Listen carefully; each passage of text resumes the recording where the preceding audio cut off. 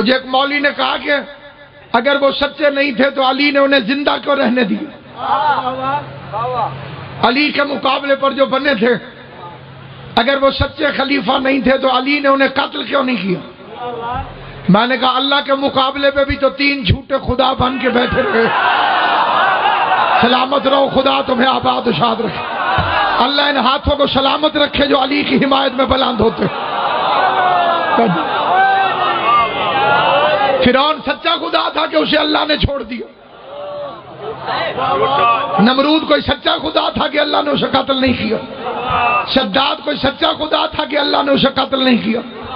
اب یہ مصلحت خدا ہی جانتا ہے کہ اس نے اپنے مقابلے پر 3 کیوں آنے دیے۔ توجہ ہے یا نہیں آپ حضرات؟ اب یہ کچھ لوگوں کا عقیدہ غلط ہے کہ جناب اگر ان کے تعلقات علی سے اچھے نہ ہوتے تو مولا علی انہیں مسئلے کیوں بتاتے؟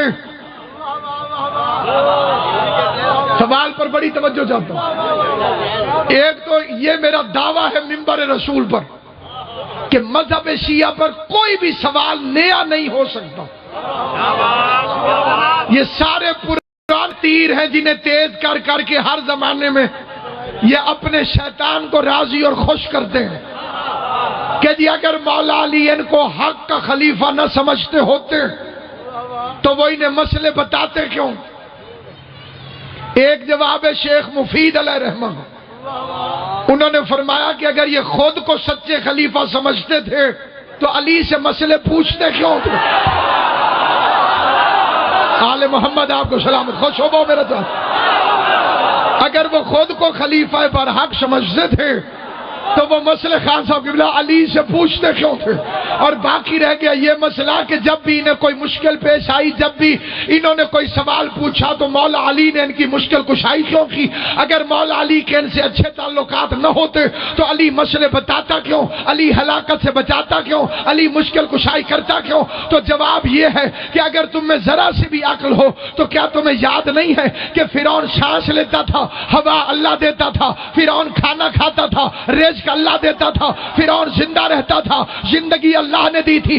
اب اگر کوئی جاہل اور بے وقوف یہ سمجھے کہ اللہ اور فرعون کے تو بڑے اچھے تعلقات تھے کیونکہ ہوا اللہ دیتا تھا، کیونکہ رزق اللہ دیتا تھا، کیونکہ کھانا اللہ دیتا تھا، نہیں، لیکن عقل مند یہ بات سمجھائے گا کہ فرعون جیسے ملعون دشمن کو رزق دینا اللہ کے رب العالمین ہونے کی دلیل ہے، اور دشمنوں کو ہلاکت سے بچانا علی کے مشکل کشائے کائنات ہونے کی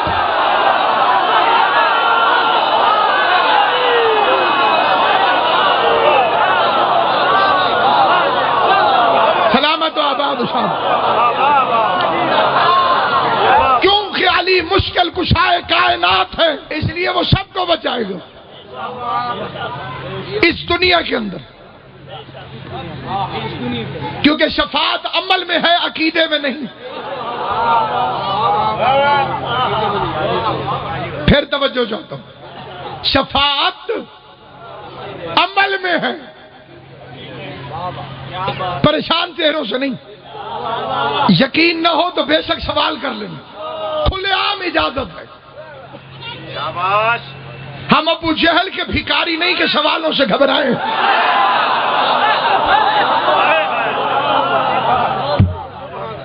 ہم نے علی کی ولایت سقیفے کے حجرے سے نہیں لی، غدیر کے میدان سے لی۔ ماں کی شرافت کی مجبوری ہے کہ علی ولی اللہ کا دفاع کرتے رہیں گے۔ آل محمد کے تنخواہ دار کتے ہیں، اور جھنگ کے غیرت مندوں کتا لوسی نہ ہو تو وفادار ہوتا ہے، اور کتا وفادار ہو تو مالک کے گھر چور دیکھ کر بھونکتا ضرور ہے، اور کتے کا بھونکنا جو مالک کے حق میں ہوتا ہے چوروں کو کبھی اچھا نہیں لگتا، کیونکہ چور آ چکا ہے روپ بدل کے۔ اسی لیے تو میں مولویوں سے کہتا ہوں کہ بتاؤ ابلیس کا مطلب کیا ہے؟ ابلیس ایک لفظ ہے، ہر لفظ کا کوئی نہ کوئی مطلب ہوتا ہے۔ یہ تلبیس ہے ابلیس کیا ہے؟ اسے اللہ نے ابلیس کہا کیوں؟ اسے اللہ نے ابلیس کہا ہے لباس کی وجہ سے. یہ نیک تھا نہیں.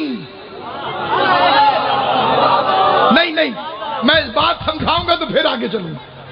ان الصلاۃ تنہی عن الفحشاء،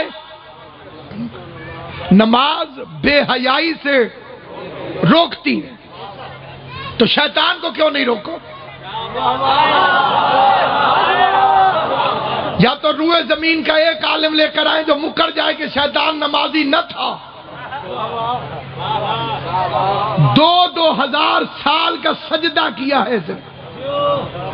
نتیجے بعد میں نکلتے رہیں گے. ایک فکرہ نہ کہا تو میرا سینہ پھٹ جائے گا. جب شفیع اللہ کے منکر کو عبادت فائدہ نہیں دیتی تو علی ولی اللہ کے منکر کو عبادت کیسے فائدہ؟